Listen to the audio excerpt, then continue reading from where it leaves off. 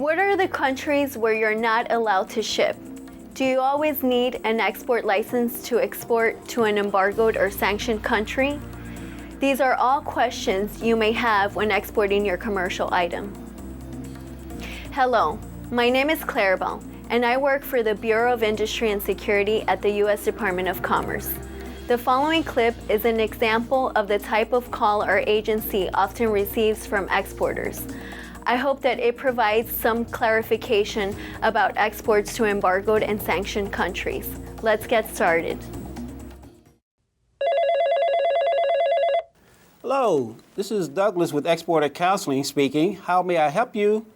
Hi, Doug. It's Daryl calling again. I feel like we're getting to be good friends with all of this export control talk. As you remember, I've classified my product as EAR 99, and I'm planning to ship it under the designation No License Required. We spoke about prohibited end use and end users and the importance of screening the transaction. Now I'd like to learn more about sanctioned and embargoed countries.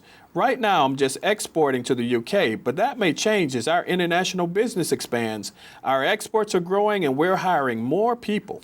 Yes, I remember that we discussed that in general, items that are designated as EAR 99 can be exported to almost all destinations without a license under the designation No License Required, or NLR. But a license could be required if your item is going to an embargoed or sanctioned country, a prohibited end user, or is intended for a prohibited end use. That's right. So I'd like to be sure I know the countries where I can't export my EAR 99 item. Can you give me a list of people and places that I should avoid? Well, it's not as simple as a list of countries to avoid for exporting your commercial item. While there is a small group of countries that are under some form of embargo or sanction, the restrictions imposed under these sanctions vary for each country. So what are these countries, and how should I know the restrictions for each one? Well, Cuba, Iran, and Northern Sudan are subject to comprehensive trade embargoes, meaning virtually all exports require a license to these destinations. Syria and North Korea, on the other hand, are sanctioned, and most exports require a license with limited exceptions relating to food and medicine.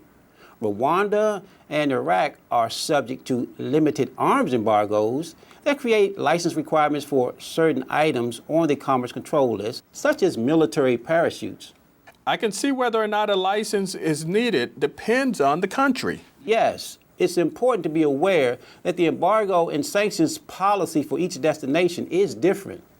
In some instances, both BIS and the Treasury Department's Office of Foreign Assets Control, also referred to as OFAC, share jurisdiction for administering the embargo or sanction.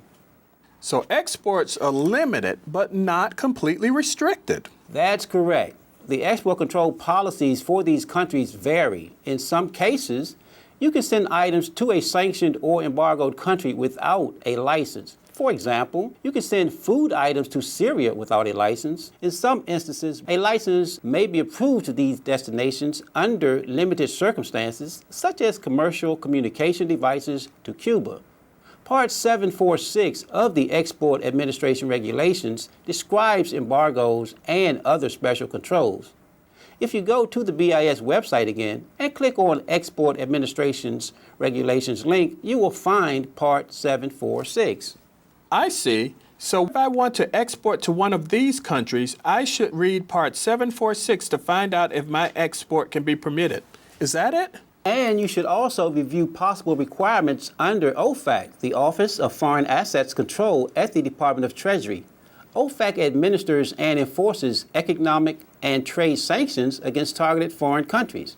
OFAC regulations may apply in addition to BIS regulations requiring export licenses for various transactions. The result can mean that in some situations, you must obtain authorization from both BIS and OFAC before proceeding with the transaction. You can get to OFAC's website from the BIS homepage by going to the Additional Resources link. Okay, now I believe I have a better understanding of embargoes and sanctions and how they impact my exports, where to look, and more importantly, where to go for assistance, which in some cases could be both BIS and OFAC. That's right. When in doubt, please contact us. Thanks for all your help. So, only a handful of countries have comprehensive restrictions. The world is my oyster. I hope this scenario gives you a better understanding of sanctions and embargoes and how this impacts export license requirements for commercial items. It's important to be aware that the embargo and sanctions policy for each destination is different. In some instances, both BIS and the Treasury Department's Office of Foreign Assets Control, also referred to as OFAC, share a jurisdiction for administering the embargo or sanction. Thank you and have a great day.